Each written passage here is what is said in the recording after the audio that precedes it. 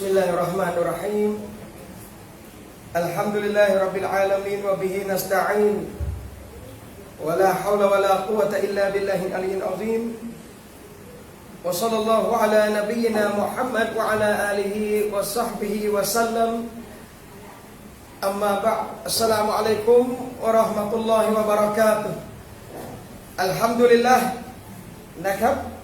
ขอชูกรต่ออัลลอฮฺซุบฮานะฮูวะตะอาลานะครับพี่น้องที่รักที่มีเกียรติทุกท่านนะครับค่ำคืนนี้ก็เป็นอีกค่ำคืนนะครับที่ได้พบปะพี่น้องที่ภูเก็ตนี่นะแล้วเราก็จะได้ทำการนะซีฮัตกันเราบอกว่าเป็นการนะซีฮัตเป็นการตักเตือนซึ่งกันและกันนะครับอินชาอัลลอฮ์บอกว่าหัวข้อค่ำคืนนี้นะครับในเรื่องของการอิสลาห์การเปลี่ยนแปลงนะประกอบกับเรากำลังจะถึงในรอมฎอนเนี่ยพี่น้องอินชาอัลลอฮ์นะครับอีกไม่กี่อาทิตย์แล้วนะพี่น้องอีกไม่กี่อาทิตย์ฉะนั้นมุสลิมนะครับพี่น้องสำคัญที่สุดหรือสิ่งที่ยิ่งใหญ่ที่สุดนะครับเราเชิญซบหน้าเลยนะครับอย่าเรามุสลิมนะซบหน้าเลยนะครับอัลฮัมดุลิลละห์นะสิ่งสำคัญที่สุดนะครับพี่น้องงานอิสลามคืองานเปลี่ยนแปลงงานอิสลามคืองานเปลี่ยนแปลงนะครับจากสิ่งหนึ่งไปสู่อีกสิ่งหนึ่งถ้าไม่มีการเปลี่ยนแปลงนะพี่น้องแสดงว่าที่นั่นไม่มีศาสนาที่ไหนมีศาสนาที่นั่นย่อมมีการเปลี่ยนแปลงดังนั้นอัลลอฮฺ سبحانه และ تعالى จึงกล่าวพี่น้องว่าอัลลอฮฺวะลียุลลดีนอามานุอัลลอฮ์นั้นเป็นผู้ที่ปกครองดูแลบรรดาผู้ที่มีอีหม่านและยุคริจุฮุมมินัสซุลุมัตอิลันนูรอัลลอฮ์จะทำให้พวกเขานั้นออกจากความมืดไปสู่ความสว่างแสดงว่าเมื่อมีอิสลามเมื่อมีการดูแลจากอัลลอฮ์การเปลี่ยนแปลงจะเกิดตามมาทันทีท่านนบีศ็อลลัลลอฮุอะลัยฮิวะซัลลัมพี่น้องครับสิ่งที่ท่านนบีทำอย่างแรกสิ่งที่ท่านนบีเริ่มนั่นคือการเปลี่ยนแปลงเช่นกันบอกว่าเปลี่ยนแปลงเนี่ยท่านนบีเปลี่ยนจากสังคมญาฮิลิยะห์ในสมัยยุคนั้นให้บรรดาผู้คนเปลี่ยนแปลงสู่หลักการอิสลามที่เที่ยงแท้เปลี่ยนวิถีชีวิตเปลี่ยนอัคลากเปลี่ยนความคิด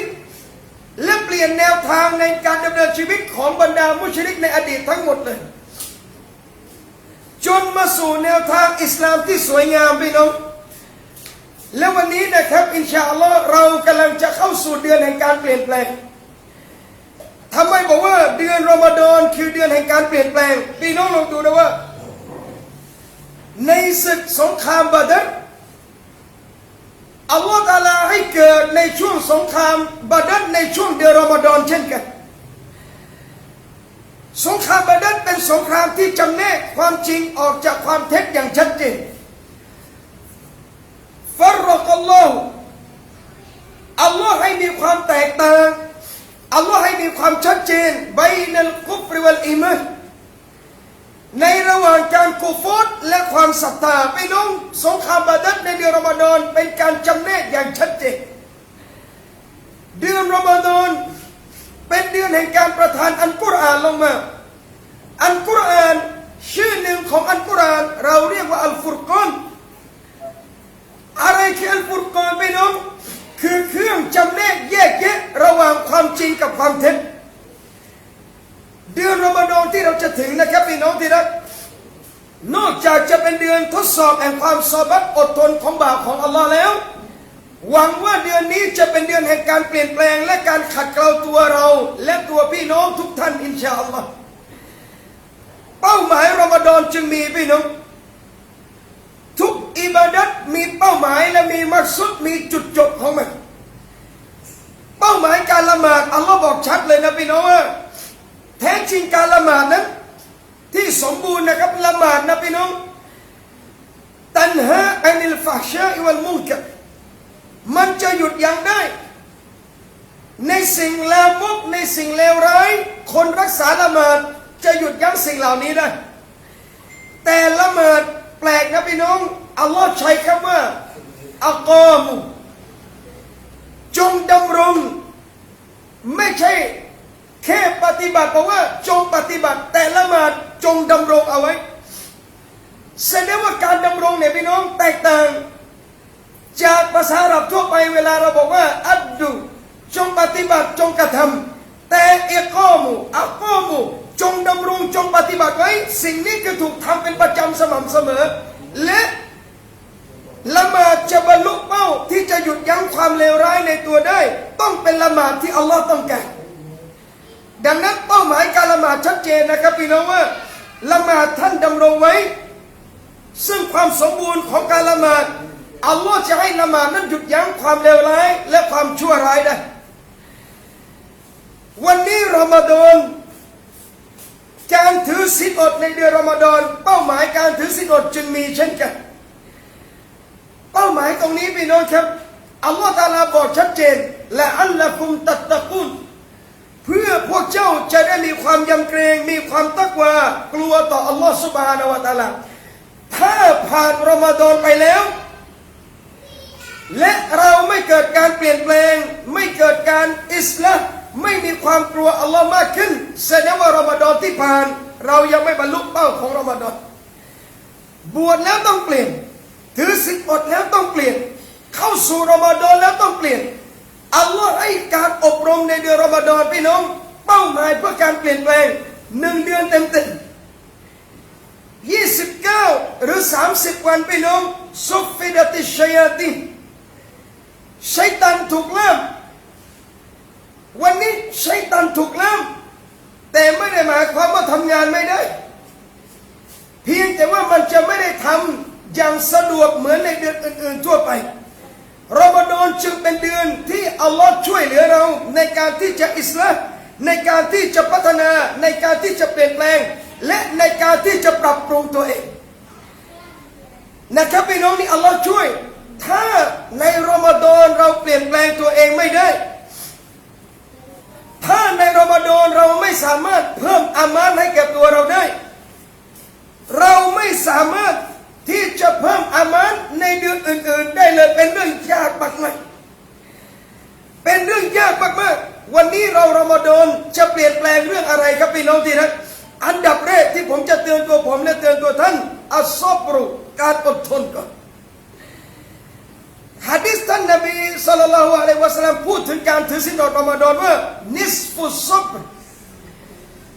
มันเป็นครึ่งหนึ่งของการอดทนแล้ว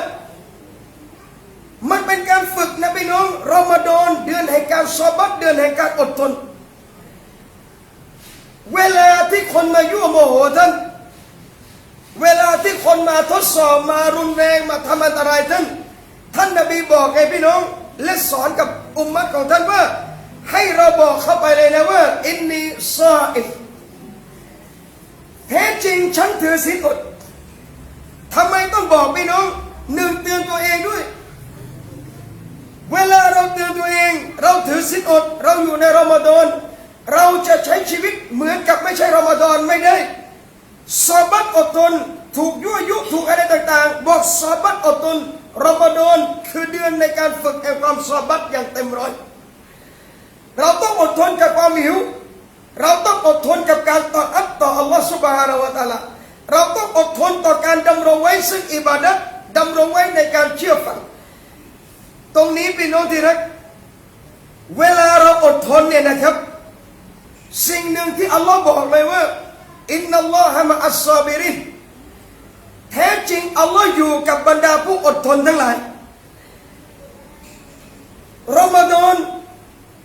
สิ่งที่ผมเตือนตัวผมและเตือนตัวท่านฝึกในการซอบัตฝึกในการอดทนอย่างที่สองพี่น้องครับฝึกในการที่จะทำให้หัวใจเรานั้นตระหนักในการมองเห็นของอัลลอฮฺซุบฮานะฮูวะตะอาลาตลอดเวลา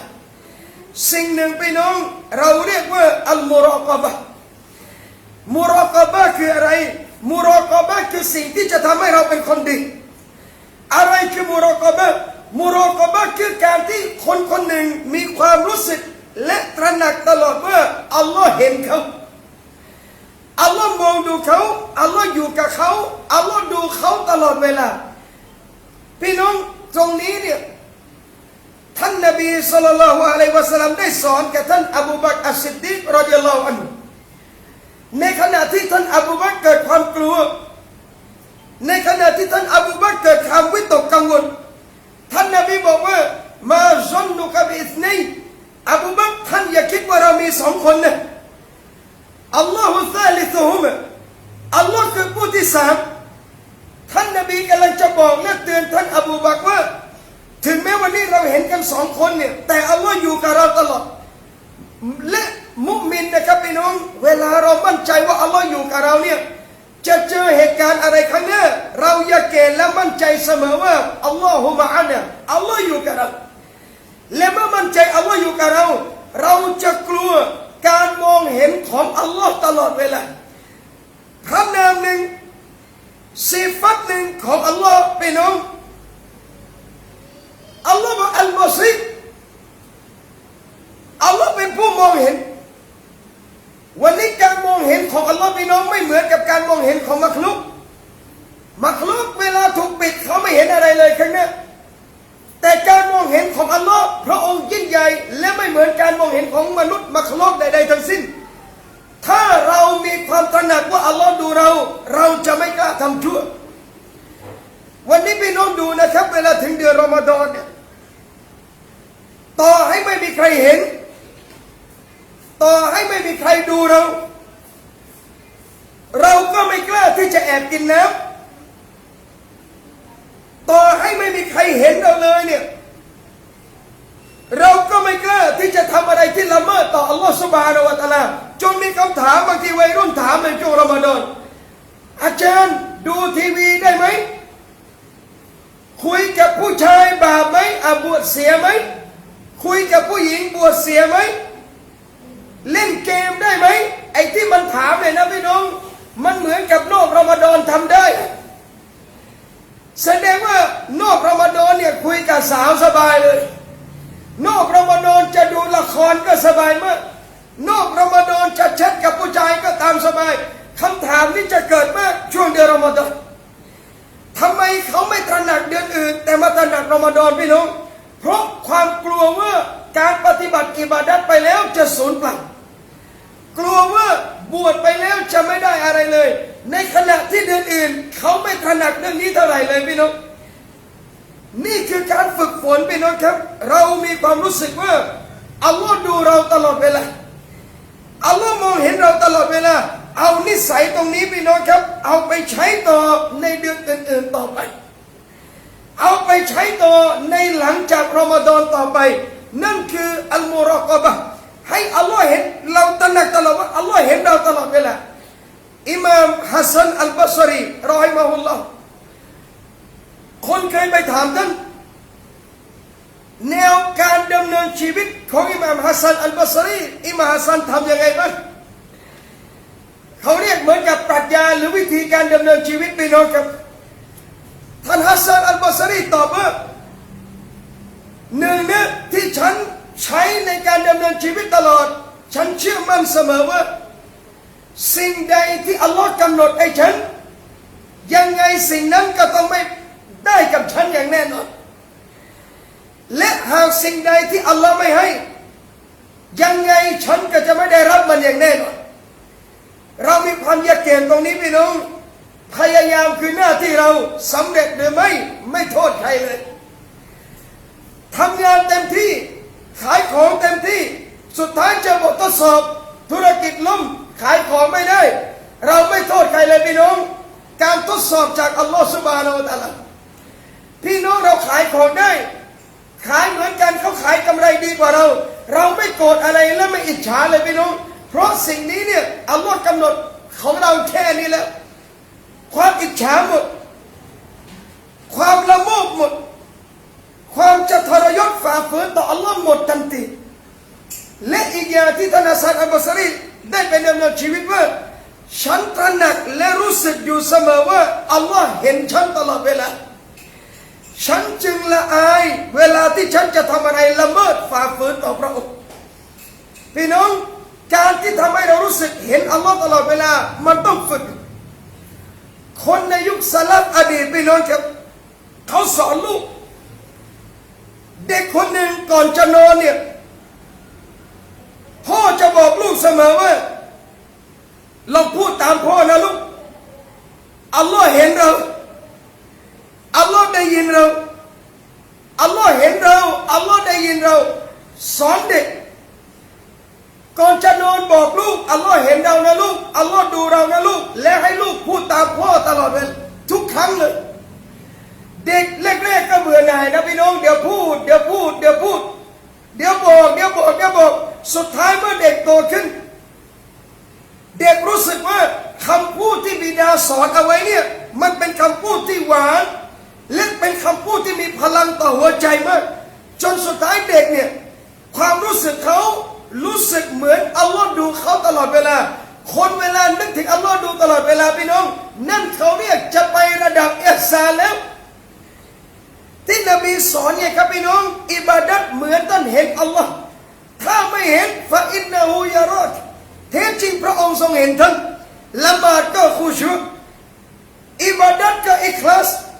ไม่จำเป็นต้องออกสื่อแต่เขาก็ทำอย่างเต็มใจเพราะ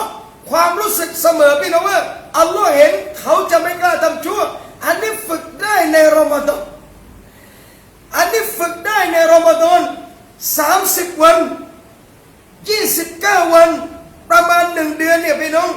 นิสัยไหนที่เราได้ทำเป็นประจำนิสัยไหนที่เราได้ทำเรื่อยๆอัลลอฮ์จะให้ติดเป็นนิสัยพี่น้อง1 เดือนคนไม่เคยละหมาดดุฮาเลยพี่น้องลองนะครับรอมฎอนรักษาอย่าให้ขาดอินชาอัลลอฮ์ถึงเดือนซุลกะดะห์ถึงเดือนซุลฮิจญะห์ท่านจะละหมาดดุฮาตลอดเลยพี่น้องไม่เคยละหมาดกิยามุลไลล์ตะฮัจญุดกลางคืนพี่น้องลุกขึ้นละหมาดตะฮัจญุดกลางคืน1 เดือนแล้วท่านจะติดอยากจะทำตลอดไป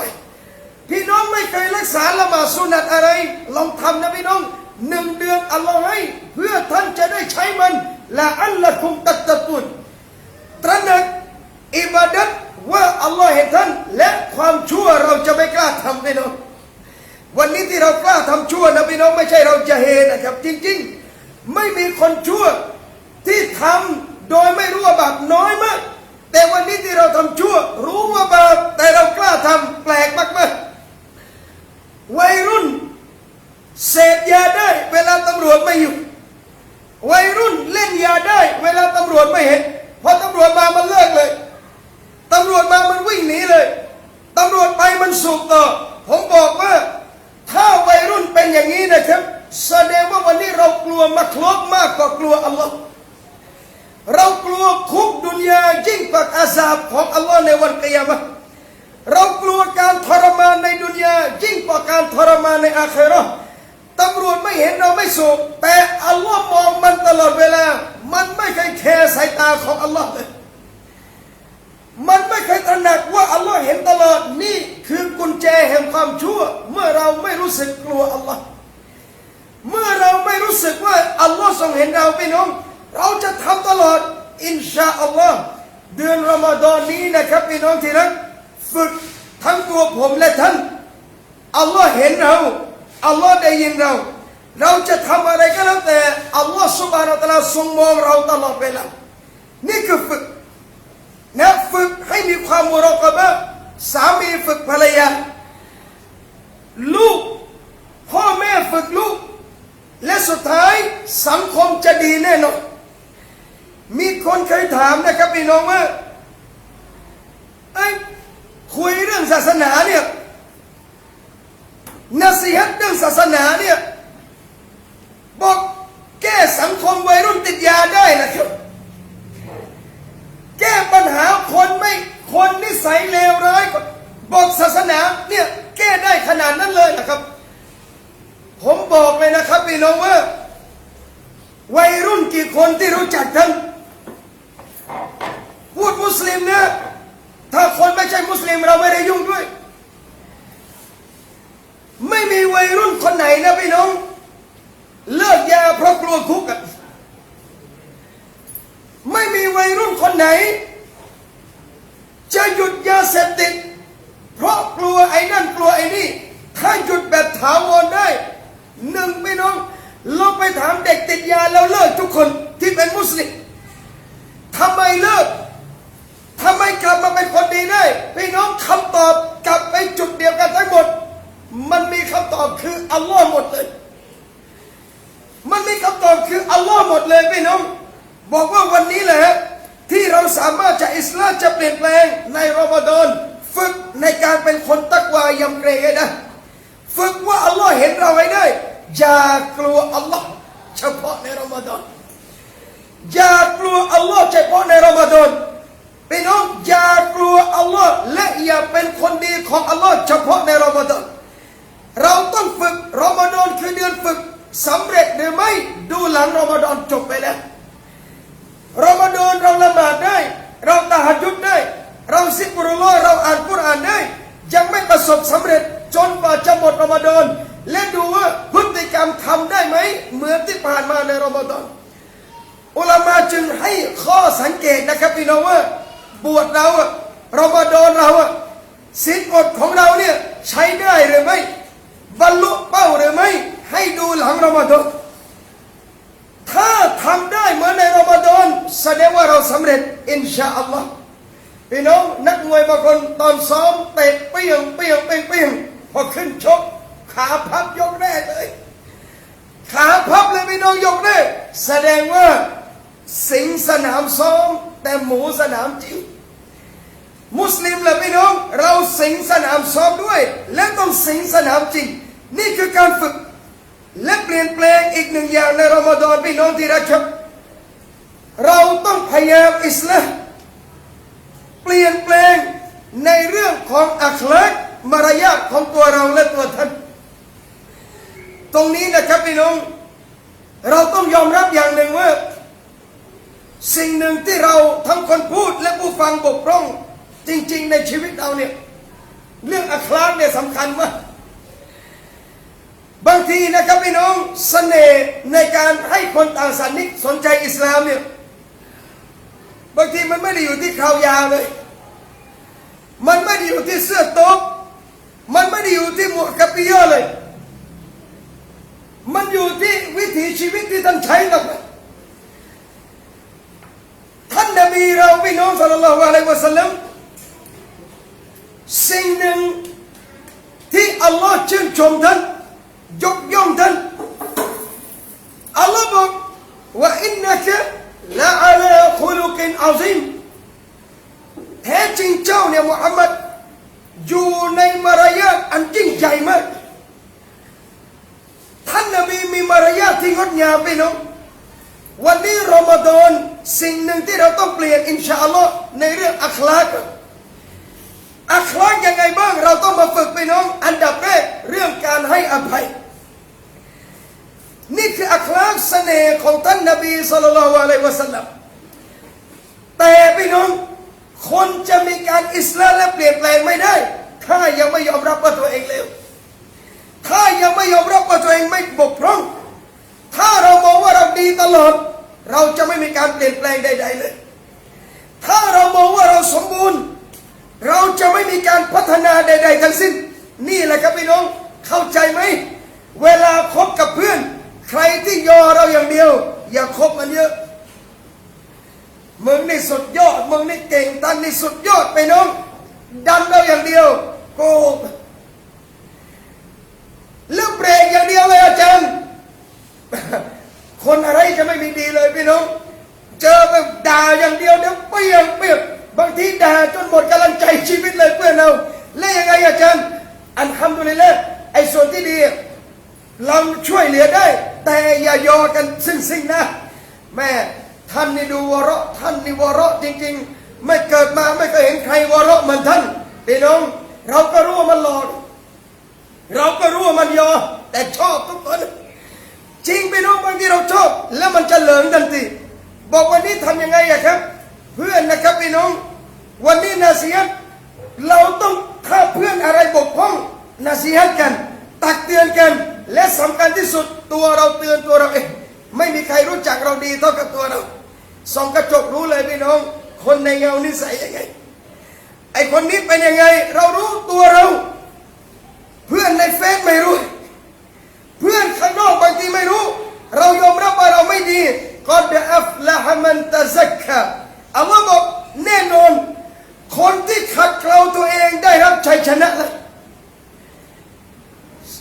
ขัดเกลาตัวเองได้รับชัยชนะการขัดเกลาเกิดขึ้นพ ราะยอมรับว่าสิ่งที่เราทำมีผิดพลาดวันนี้เราขัดเกลาพี่น้องหนึ่งในอัคลากที่ต้องพยายามอินชาอัลลอฮ์เรื่องการให้อภัยพี่น้องดูนะว่ารอมฎอนเนี่ยคู่กับการให้อภัยนะเวลาเราสอนเวลาเรานาซียะห์เวลาเราคุยเวลาเราก็เวลาบอกเพื่อนบอกดุอาเวลาเราขอในไลลาตุลกอดรนะครับพี่น้องอินนะกะอัฟูนอัลลอฮุมะโอ้อัลลอฮ์พระองค์คือผู้ทรงอภัยพระองค์รักการให้อภัยขอพระองค์ได้โปรดอภัยให้แก่ข้าด้วยเราขอเนี่ยพี่น้องจริงๆนะพี่น้องดุอาชีวิตเราขอกับอัลลอฮ์เยอะมากขอเยอะมากจริงๆเนี่ยสองอย่างเองพี่น้องถ้าได้จากอัลลอฮ์สองอย่างเนี่ยสำเร็จแน่นอนอาคิเราะห์หนึ่งการอภัยสองความเมตตาขอพระองค์อภัยให้ข้าพเจ้าขอพระองค์เมตตาข้าพเจ้าพี่น้องอัลลอฮ์อภัยให้อัลลอฮ์เมตตาทั้งหมดอัลฮัมดุลิลละห์นั่นคือความสำเร็จในอาคิเราะห์เราบอกเดือนรอมฎอนนะเป็นเดือนในการให้อภัยวันนี้เวลาเราบอกกันไม่ใช่แค่อัลลอฮ์อภัยบ่าวนะครับพี่น้องมันเป็นการสอนด้วยว่าบ่าวต้องอภัยซึ่งกันและกันเช่นกันวันอีดเราขอมาอัฟกันใช่หรือไม่วันอีดเราเข้าไปสลามเราบอกเพื่อนเราบอกญาติบอกขอมาอัฟนะร้องไห้เลยร้องไห้กอดจูบซ้ายจูบขวาร้องไห้พี่น้องยังบวช6ไม่จบเลยมันนินทาแล้วยังบวช6ไม่ผ่านเลยยังบวช6ได้3 วันมันเป็นฟิตนะห์แล้วเลยบอกว่าเดือนรอมฎอนพี่น้องที่รักเราฝึกการให้อภัยท่านนบีศ็อลลัลลอฮุอะลัยฮิวะซัลลัมพี่น้องที่รักครับเสน่ห์หนึ่งและแบบอย่างหนึ่งของท่านนบีศ็อลลัลลอฮุอะลัยฮิวะซัลลัมนบีให้อภัยคนมากๆนิสัยหนึ่งของนบีเราพี่น้องซึ่งเป็นสิ่งที่เรียนแบบยากมากๆคนยิ่งเลวกับท่านยิ่งดีกับเขาคนยิ่งรุนแรงกับท่านจะยิ่งอ่อนโยนกับเขาเหมือนขนมปังเลยพี่น้องนิสัยนบีนะพี่น้องถ้าพูดง่ายๆเหมือนแป้งทำโรตีอะมาแรกๆมันแข็งนะจนานะยิ่งนวดยิ่งยำยิ่งนวดยิ่งยำเนี่ยยิ่งนิ่มพี่น้องยิ่งนวดยิ่งนิ่มยิ่งนวดยิ่งนิ่มสุดท้ายกลายเป็นความอร่อยกลายเป็นความสวยงามนิสัยนบีตรงนี้พี่น้องทำไมขนาดนี้ได้อัลฮัมดุลิลละห์ด้วยอัคลากมารยาทท่านและเป็นการสอนอุมมะห์ท่านจงยึดหลักนี้เอาไว้คำพูดแรกพี่น้องครับที่ท่านนบีศ็อลลัลลอฮุอะลัยฮิวะซัลลัมพูดแก่บรรดาคนที่ทำร้ายท่านในวันที่นบีเอาคนพวกนี้มายืนต่อหน้าท่านสิ่งที่นบีบอกอิซฮะบูวะอันตุมุนตุลกอท่านทั้งหลายจงไปนะวันนี้พวกท่านทั้งหมดอิสระแล้วไม่มีการแก้แค้นใดๆทั้งสิ้นไม่มีการเอาคืนใดๆทั้งสิ้นพี่น้องการให้อภัยของท่านนบีศ็อลลัลลอฮุอะลัยฮิวะซัลลัมเป็นจุดจนให้มีคนเข้ารับอิสลาม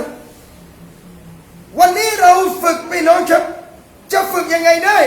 อย่างเดียวพี่น้องสิ่งที่จะทำให้เราอภัยคนนั้นกออิดะห์หรือหลักการหลักเกณฑ์ชัดเจนว่าทำยังไงอัลลอฮ์จะทำกับเราอย่างนั้นอะลาตุฮิบบูนอัยยักฟิรุลลอฮุละกุมพวกท่านไม่ชอบหรือในการที่พระองค์จะอภัยให้ท่านอัสบับนุซูลอายะนี้เกิดยังไงพี่น้องจำได้ใช่ไหมครับเหตุการณ์เนี่ยอิฟกุมมุบินการกล่าวเท็จอย่างรุนแรงมากด่าประนามท่านอิชาว่าทำซินะพี่น้องดูคนดีๆโดนด่ามาไม่ใช่แค่สมัยเรานะครับนานมาแล้วบอกทำซินะท่านนบีเป็นคนนะครับถ้าอันไหนอัลลอฮ์ไม่บอกท่านนบีไม่รู้โดยเด็ดขาดกังวลไหมกังวลถ้าภาษา ษาบ้านเราเขาเรียกว่าสาบุฮัตติคือมันตะคิดลำวุ่นวายอะพี่น้องจนท่านนบีเนี่ยให้ท่านอิชากลับบ้านก่อนแต่ท่านนบีไม่ลืมนะพี่น้องถามปรึกษากับซอฮาบะห์ท่านนี่นบีสอนว่าหลักอิสลามต้องมีเพื่อนคู่คิดในการปรึกษาหารือเช่นกันมุสลิมที่ดีมุมินที่ดีต้องมีญะมาอะห์ต้องมีเพื่อนนะครับแล้วเพื่อนที่ดีที่สุดเพื่อนที่มีสีเนื้อเหมือนเราถ้าเพื่อนมีเนื้อสีน้ำเงินคบกันมันไม่ได้เท่าไหร่คบได้ผิวเผินแต่อย่าไปจริงจังเยอะเข้าใจเพื่อนผิวสีน้ำเงินนะดูเลยพี่น้องเวลามันเชียร์เรามันยกแบบนี้ให้สีน้ำเงินเพื่อนในโลกสีน้ำเงินเนี่ยอย่าไปจริงจังกับมันเยอะนะ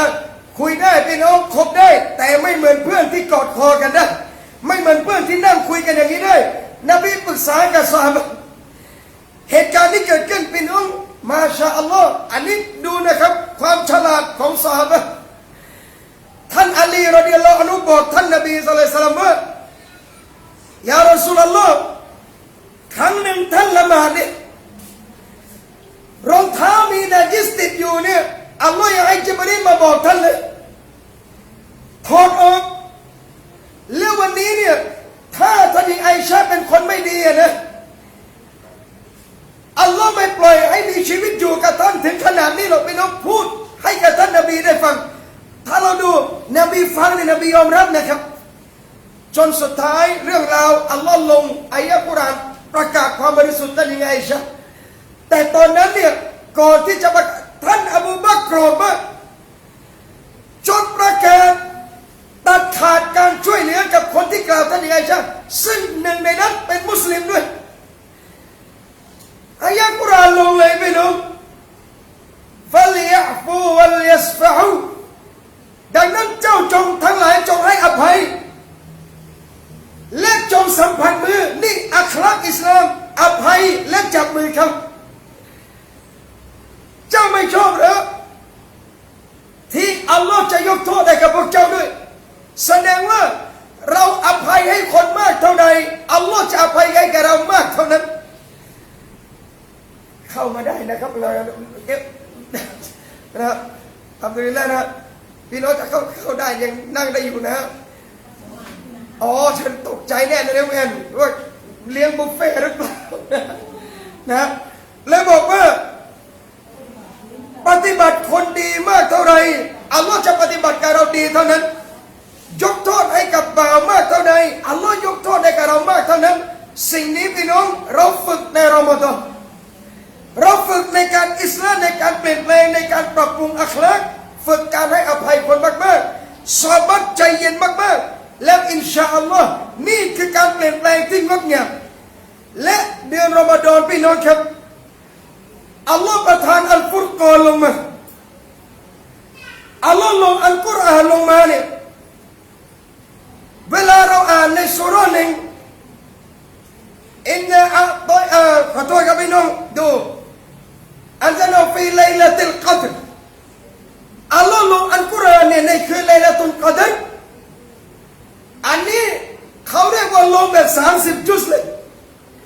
คืนเดียวเลยนะครับพี่น้องแต่ลงมาแค่ฟ้าดุนยาแค่นั้นเองหลังจากนั้นเนี่ย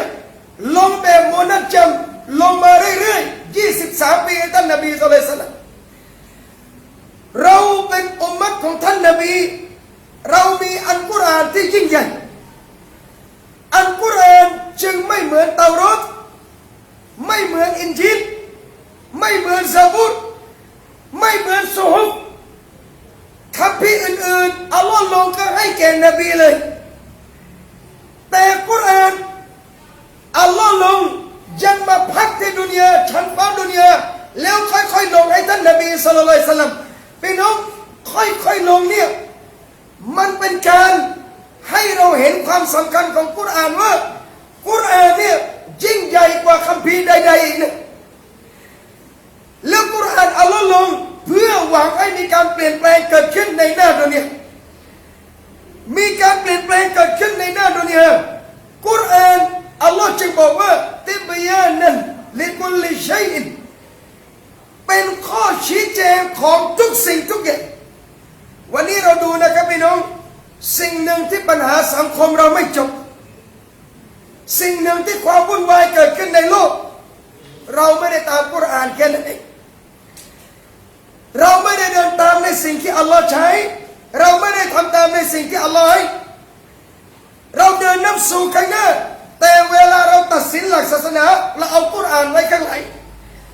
พี่น้องในยุคหนึ่งที่อิสลามรุ่งเรืองมากก่อนตุรกีจะล่มสลายตอนนั้นคนในยุคอดีตนะครับพี่น้องเวลาเขาเข้าไปในบ้านเขาในห้องเขาเวลาเขาอ่านกุรอานเสร็จเนี่ยนะครับไม่ใช่ซอฮาบะห์นะคนในยุคkhiลาฟะห์ยุคอัตโตมันก่อนที่จะล่มสลายลงเนี่ยนะพี่น้องเวลาเขาอ่านกุรอานเสร็จเขาตั้งกุรอานในห้องเชื่อไหมครับเวลาจะเดินออกเขาจะไม่หันหลังแล้วเดินออกไปอย่างนั้นเขาจะหันหน้าเข้าหากุรอานแล้วถอยหลังออกเรื่อยๆจนออกประตูห้องคนถามว่าทำไมต้องทำอย่างนั้นชาวบ้านบอกว่าฉันไม่อยากจะหันหลังให้กับกุรอานเขาไม่ได้ว่าเคารพบูชากุรอานนะครับแต่เป็นการให้เกียรติคำดำรัสของอัลลอฮฺซุบฮานะฮูวะตะอาลาพี่น้องเห็นได้ยังทำไมยุคนั้นอิสลามจึงรุ่งเรืองมากมายุคนี้ขอโทษนะครับนักเรียนศาสนาหลายโรงเรียนเวลามันสอบเสร็จมันโยนทิ้งไปหนังสือพิมพ์เลยพี่น้องไม่ใช่ไม่จริงนะครับหาไม่ยากตามโรงเรียนอิสลามศึกษาพี่น้องตักเส้นเนี่ยมันโยนลงพื้นเลยกองอย่างกับขยะเวลาเราไปดูเนี่ยอัลลอฮ์ต่อให้พ่อมึงเรียนจบด็อกเตอร์ด้วยไม่ก็ไม่เจริญคนอย่างนี้คนในอดีตจะเดินหันหลังยังกลัวของเราโยนลงพื้นพี่น้องอินชาอัลลอฮ์นะจำคำผมเลยนะครับพี่น้องว่าเด็กนักเรียนคนไหนเรียนแบบนี้โยนกุรอานแบบนี้ได้โยนหะดีษนบีแบบนี้ได้ให้มาเรียนทั้งชาติทั้งชีวิตมันก็ไม่เจริญต่อให้มาเรียนได้เกรด4หมดมันก็ไม่เจริญเพราะไม่ให้เกียรติในคัมภีร์นี้เอาไม่เป็นไรอาจารย์เป็นมุกรอดเรียนไม่ใช่กุรอานไม่มันคิดไงพี่น้องบทมันจะเลี่ยงมันเลี่ยงหมดเลยนะบทมันเลี่ยงหมดเลยพี่น้องขอโทษนะครับถึงแม้จะไม่ใช่มุสฮับเป็นเล่มคนดีแค่มีกุรอานบรรทัดเดียวเขาก็โยนไม่ลงแล้วลงพื้นแต่วันนี้เราทำนี่คือการให้ราคาต่ำมากกับกุรอานรอมฎอนอัลลอฮ์ลงกุรอานพี่น้องชารุรอมฎอนอัลลซีอุนซิลฟีฮิลกุรอานฮุดัลลินนัสวะบัยยินาตินมินัลฮุดาวัลฟุรกานชัดเจนในเรื่องของทางนำในเรื่องของการแบ่งแยกความจริงระหว่างความเท็จกุรอานมาพี่น้องเป็นคัมภีร์แห่งการเปลี่ยนแปลงศึกษากุรอานแล้วชีวิตต้องเปลี่ยนพี่น้องศึกษากับอ่านคนละประเด็นนะครับอ่านนี่ได้บุญจริงพี่น้อง1 ฮุรุฟ 10 ความดีแต่ถ้าศึกษาและมีผลกับการใช้ชีวิตอัลฮัมดุลิลละห์อันนี้แหละพี่น้องสุดยอดซอฮาบะห์เปลี่ยนชีวิตได้ด้วยกับอัลกุรอานซอฮาบะห์เปลี่ยนตัวเองได้ด้วยกับคัมภีร์เล่มนี้พี่น้องดูว่าอัลลอฮ์ใช้อะไรเราอายะห์กุรอานอายะห์หนึ่งที่ท่านนบีศ็อลลัลลอฮุอะลัยฮิวะซัลลัมจะไปบอกกับอัลลอฮ์ในวันกิยามะห์อัลลอฮุมมะยารับโอ้พระผู้เป็นเจ้าของข้าพเจ้าอินนะกอมีแท้จริงกลุ่มชนของท่านนั้นอิตตะกะฮาซัลกุรอานเขายึดอัลกุรอานนี้มะฮจูรอเขาทอดทิ้งมันซะแล้วคนทิ้งกุรอานอุลามะอธิบาย1พวกไม่อ่านกุรอานเลยไอ้นี่อาการหนักเลยไม่อ่านเลยพี่น้องบางทีเราก็มีเหมือนกันนะอารมณ์ขี้เกียจนะพี่น้องจริงวัยรุ่นไม่ต้องวัยรุ่นหรอกผู้ใหญ่ก็ขี้เกียจอ่านถ้าไม่ฝืนอารมณ์เนี่ยนะอ่านไม่ได้เลย ถ้าฝืนอารมณ์ได้สังเกตไหมครับเวลาอ่านไปแล้วใจนิ่งๆมันเพลินโดยไม่รู้ตัวเลยกุรอานนี่แปลกมากถ้าไม่อ่านหยิบไม่ได้เลยแต่ถ้าหยิบมาอ่านแล้วต่อให้ไม่รู้ความหมายอ่านไปแล้วเนี่ยมันเหมือนติดลมบนฮะ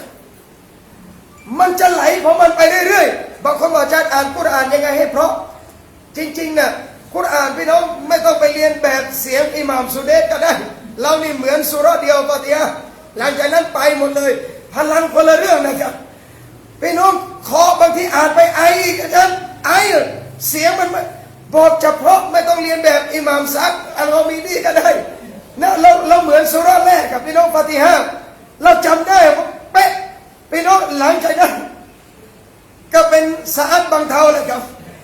มันเรามีดีช่วงแรกนะทำดูลิลละมันได้เราไม่ได้เรากูนี่พังอย่างเดียวพี่น้องไปไม่ได้เพราะอ่านยังไงเพราะคำว่าเพราะคืออะไรครับเพราะนี่ฟังแล้วสุดไม่ต้องไปดัดเสียงเหมือนคนหรอกครับเหมือนใครหรอกพี่น้องเสียงแต่ละคนมันมีเองแต่ใครที่อ่านเพราะอัลลอฮ์ก็แล้วมันมีส่วนนะพี่น้องซอฮาบะห์ทุกคนเนี่ยอ่านกุรอานไม่ใช่ว่าเหมือนกันหมดนะคนที่นบีชื่นชมเนี่ยมาชาอัลลอฮ์อย่างท่านอบูมูซาอัลอัชอารีท่านอบูมูซาอ่านกุรอานในละหมาดของท่านนบีเดินผ่านมาเนี่ยนะพี่น้องท่านนบีฟังนะครับจนพรุ่งนี้เช้าท่านนบีบอกว่าอบูมูซาเนี่ยได้มิสเขาเรียกมิสบ้านมันคลุยอะถ้าพูดง่ายๆเหล่าหนึ่งของท่านนบีดาวุดอะลัยฮิสสลามนบีดาวุดเสียงเพราะมากถ้านบีดาวุดมี10หลอดเนี่ยนะอบูมูซาได้มา1หลอดสมมุตินะพี่น้องท่านอบูมูซาบอกว่าถ้าฉันรู้ว่าท่านฟังเมื่อคืนเนี่ยนะฉันจะทำให้เพราะกว่านี้อีกมาชาอัลลอฮ์นี่อะไรเราอะพี่น้องอ่านยังไงให้เพราะแค่ถูกตัจวิตนะความเพราะเดี๋ยวมันมาเองไม่อาจารย์อ่านแล้วเขาก็ไม่คนอื่นนะฟังไม่เพราะหรอกครับแต่เราน่ะร้อยเองคนอื่นฟังน่ะเสียงไม่เพราะก็คือไม่เพราะแต่เราอะเวลาอ่านถูกๆกันนะอินชาอัลลอฮ์ความไหลกุรอานมันจะมาเองเลยบอกพี่น้องว่าอันกุรอานผู้ที่ยึดกุรอานเป็นที่ทอดทิ้งนั่นคืออันดับแรกไม่อ่านเลยอุลามะถือว่านี่แหละคนทิ้งกุรอานอินชาอัลลอฮ์รอมฎอนนี้อ่านนะพี่น้องและสำคัญที่สุดอ่านกับเมียโครงการอ่านกับเมียคนละครึ่งกับเมียนะพี่น้องคนละครึ่งจริงๆนะยังไงอ่ะมีเมียมีลูกเวลาทำตอนไหนก็ได้พี่น้องเอาหลังตะเราะเวห์ก็ได้หรือช่วงแล้วแต่ครอบครัวไม่เหมือนกันสุราเดียวพี่น้องอ่านพี่น้องพ่อแม่ลูกอ่านคนละนิดคนละหน่อยอัลฮัมดุลิลละห์บารักัตเกิดในบ้านและท่านนบีศ็อลลัลลอฮุอะลัยฮิวะซัลลัมบอกว่ามัจตะมะอะกอมุนฟีบัยตินมินบุยูติลลาห์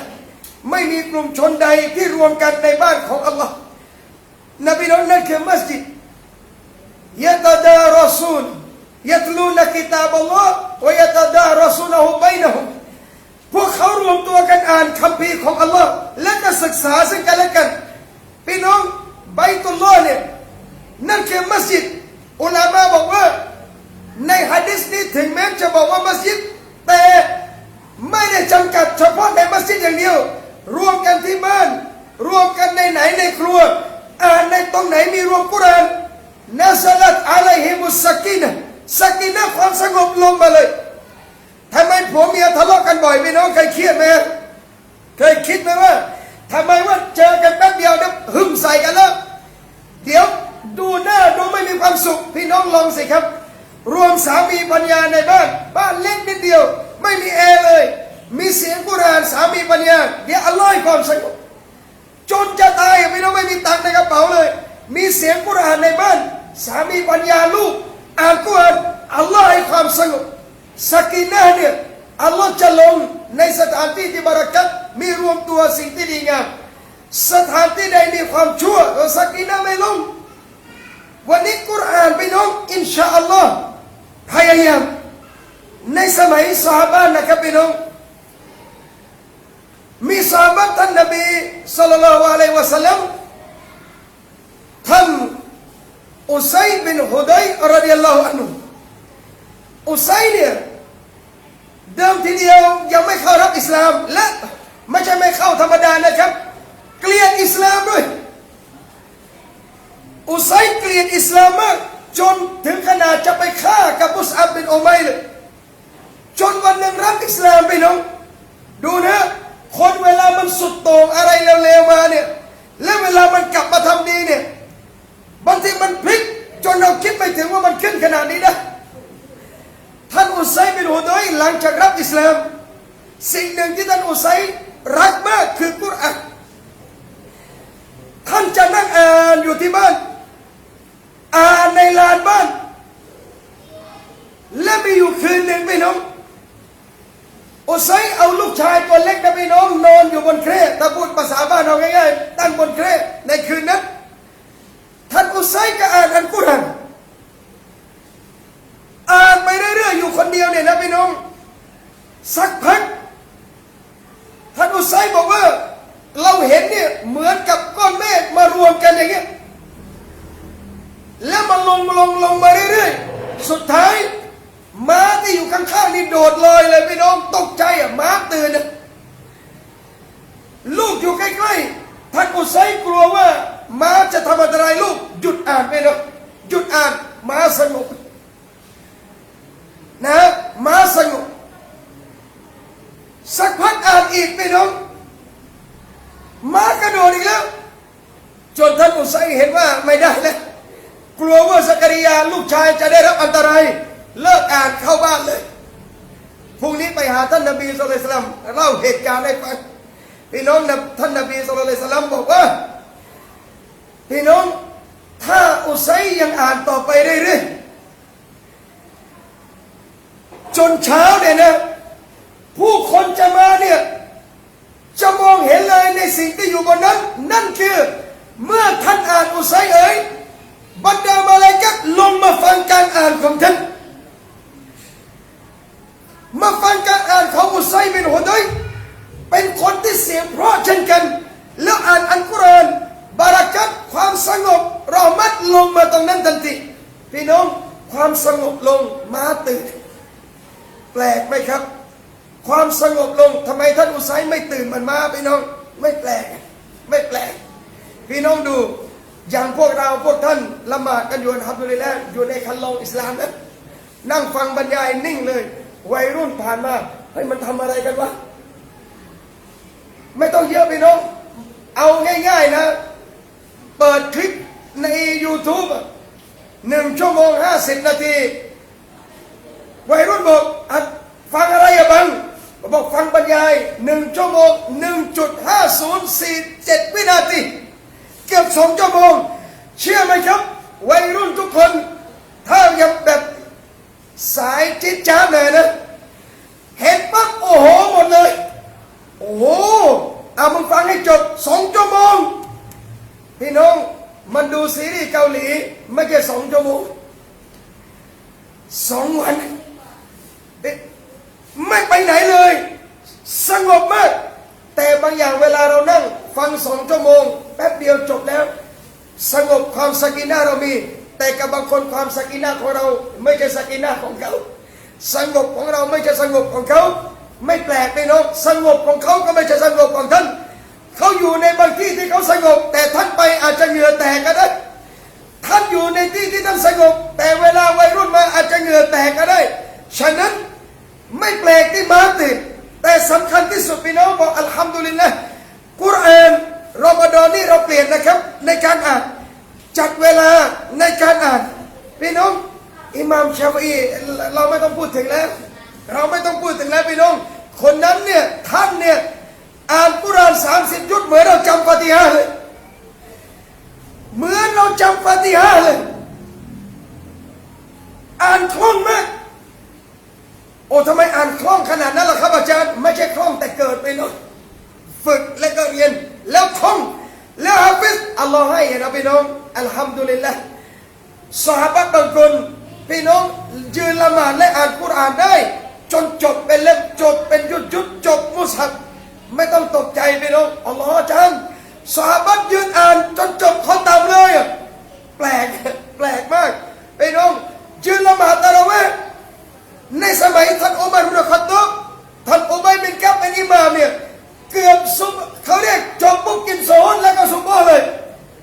ลอฮ์ซอฮาบะห์ละหมาดตะเราะเวห์7-8 ชั่วโมง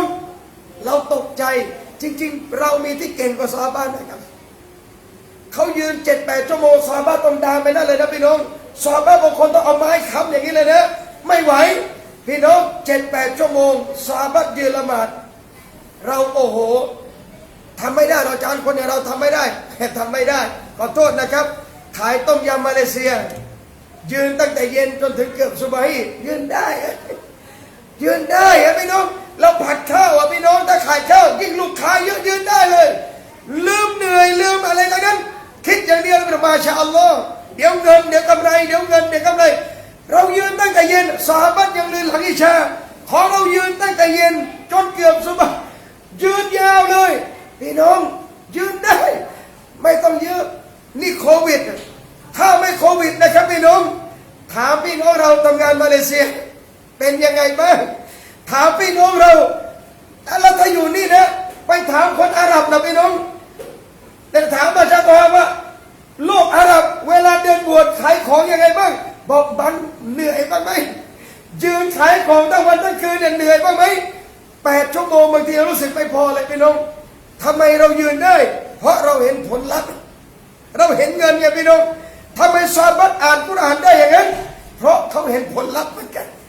ซอฮาบะห์มองอาคิเราะห์แต่เรามองแค่ดุนยาดังนั้นเราอ่านกุรอานนะครับพี่น้องอินชาอัลลอฮ์และอีกประเภทที่ถือว่ายึดกุรอานเป็นที่ทอดทิ้งนั่นคืออ่านกุรอานแต่ไม่ปฏิบัติตามพี่น้องไม่อ่านก็โดนอ่านแล้วไม่ตามก็โดนเช่นกันเมื่อคืนเราบยานที่3 กองพี่น้องเลยบอกพี่น้องว่าวันนี้รอมฎอนอินชาอัลลอฮ์เปลี่ยนแปลงอิสลามด้วยกับการปฏิบัติตามกุรอานด้วยกับการเปลี่ยนแปลงครั้งนี้และมันจะเปลี่ยนเราตลอดกาลพี่น้องที่รักเดือนรอมฎอนนี้นะครับจึงอย่าลืมขอดุอา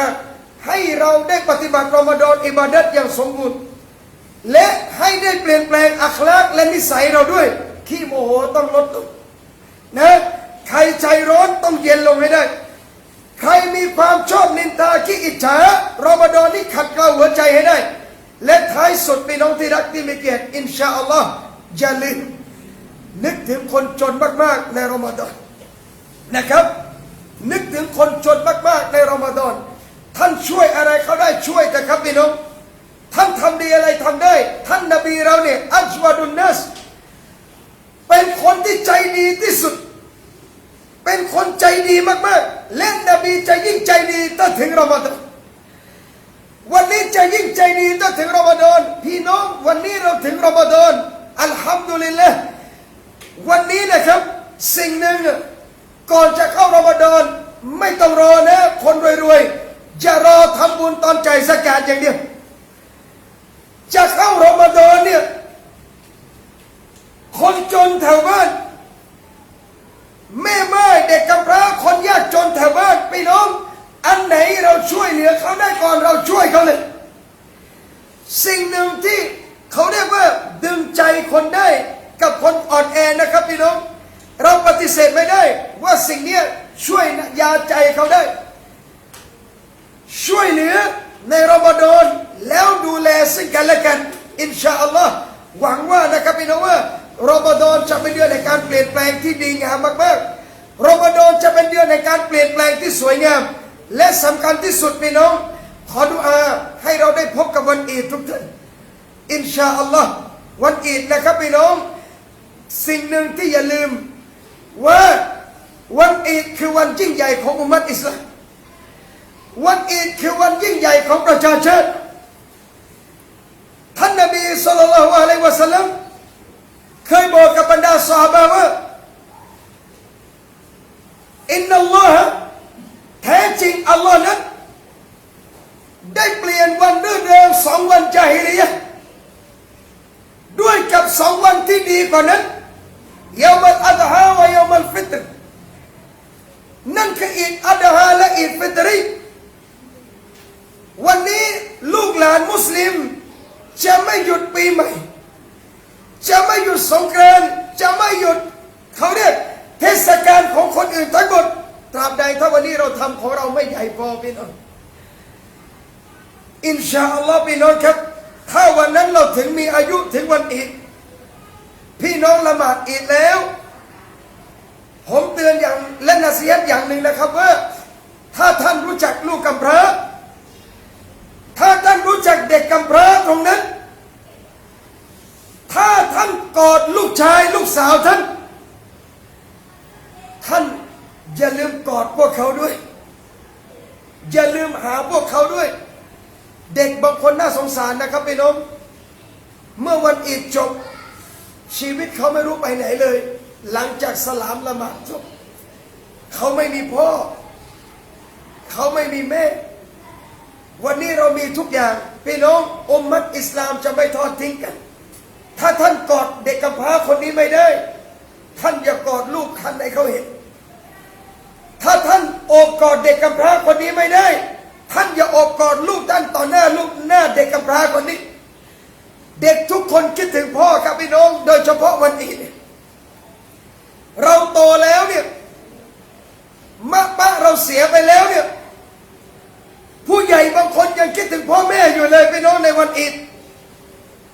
อยากจะไปขอมาอัพอยากจะไปขอโทษอยากจะสลามพ่ออยากจะเข้าหาแม่เราโตเนี่ยเรายังคิดถึงท่านแล้วเด็กเล็กๆหัวใจอ่อนแอกว่าเด็กโตมากๆวันนั้นวันอีดนะครับพี่น้องให้เราใช้ชีวิตและเป็นบอกให้รู้ว่าอุมมะอิสลามทั้งหมดคือพี่น้องกันจริงๆช่วยเหลือกันดูแลกันและอย่าลืมนะครับขอดุอาให้โควิดหมดเร็วๆนะอินชาอัลลอฮ์นะให้หมดเร็วๆเลยเพื่อเราจะได้จัดวันอีดอย่างยิ่งใหญ่นะคนภูเก็ตมุสลิมมีตังนะครับไม่ใช่จนนะอาจจะจนบ้างช่วงนี้ก็ไม่แปลกไม่ใช่แค่ภูเก็ตนะทั่วโลกเลยเราก็จัดแบบจนๆให้ยิ่งใหญ่แบบจนๆและเชื่อนะพี่น้องจัดยิ่งใหญ่ในหมู่บ้านให้เด็กมันรู้สึกว่านี่คืออีดของเราท่านอบูบักร อัสซิดดีกนะพี่น้องเห็นบางทีเด็กๆมาเหมือนกับตีตุกนาชีดอะไรของเขาเนี่ยนะท่านอบูบักรนบีบอกปล่อยนางอบูบักรนะปล่อยนางอินนัลลิคุลลิกอมินอีดแท้จริงทุกๆประชาชาติมีวันเดินอยู่ว่าฮาดาอีดุนะเอากะมะกอลศ็อลลัลลอฮุอะลัยฮิวะซัลลัมและนี่คืออีดของเราวันอีดอย่าเงียบวันอีดอย่าเฉยจงทำให้มันยิ่งใหญ่ให้ได้มัสตะตอตุมสุดความสามารถที่พวกเราทำได้สุดความสามารถนะครับเราร่วมแรงร่วมใจทำนะพี่น้องอินชาอัลลอฮ์วันหนึ่งนะอีดเราต้องปิดถนนเฟสติวัลอินชาอัลลอฮ์อินชาอัลลอฮ์พี่น้องละหมาดเสร็จจัดเลยพี่น้องยิ่งใหญ่อาจารย์แล้วใครจะมาพี่น้องใครจะมาไม่มาพี่น้องต้องดูนะเวลาเขาจัดงาน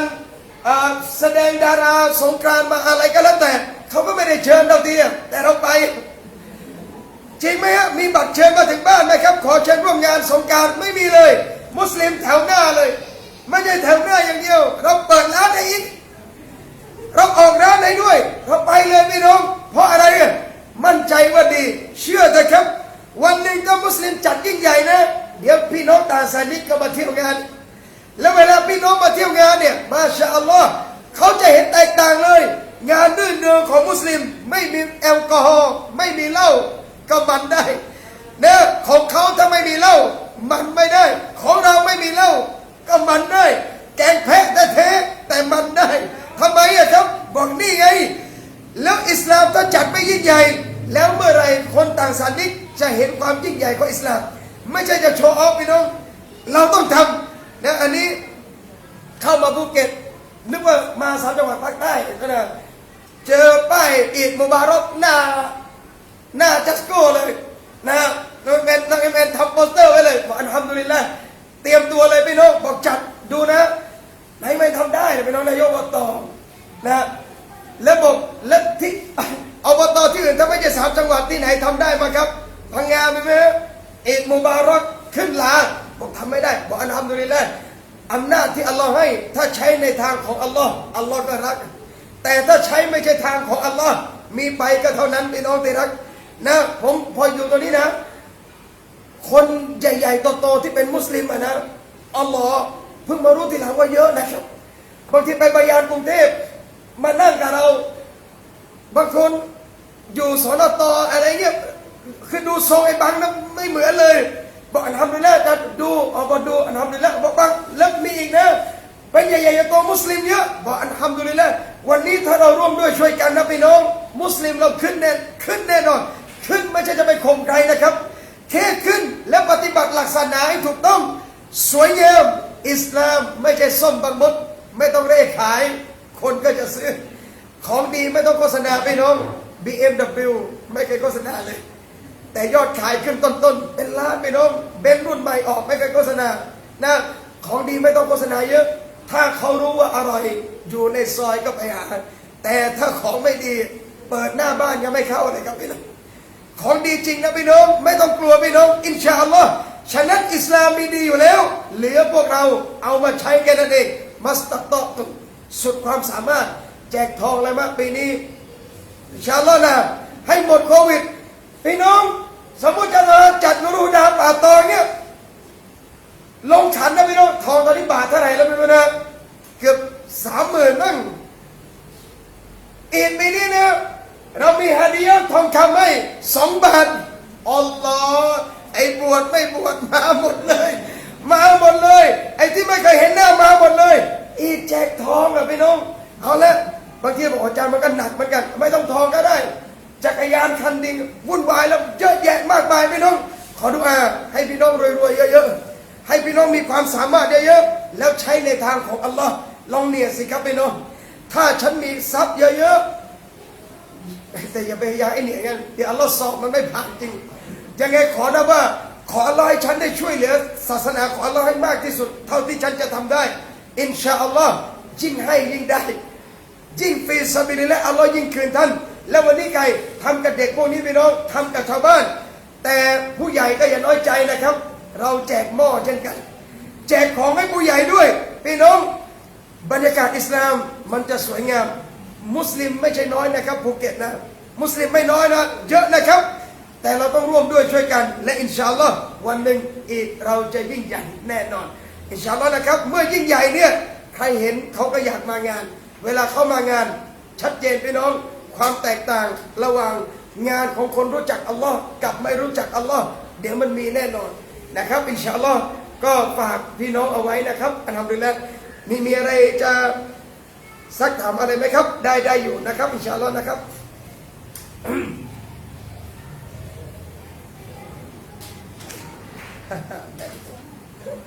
มีไหมครับถือว่าตอนนี้ชาลบยังไงก็ขอดุอาให้พี่น้องแต่ภูเก็ตตอนนี้ก็เริ่ม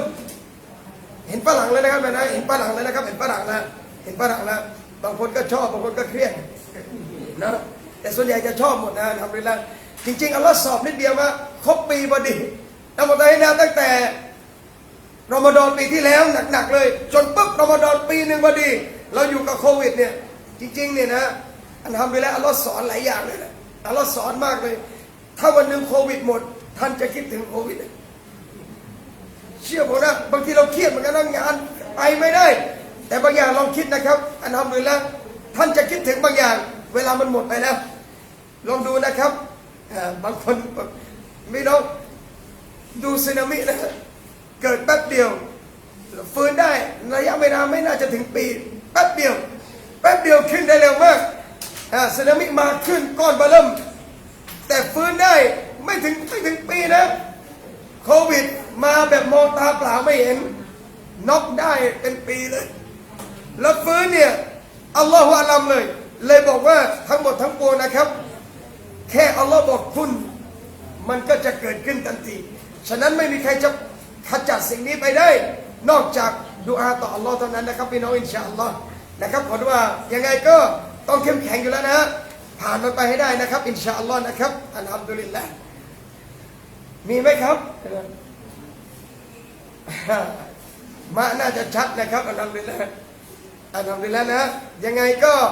ท้ายนี้นะครับถ้าพี่น้องไม่มีอะไรเราก็จะซักมุลลอฮ์คอยรอนนะพี่น้องทุกท่านนะครับตอนนายกมาแอนแล้วก็ร้าน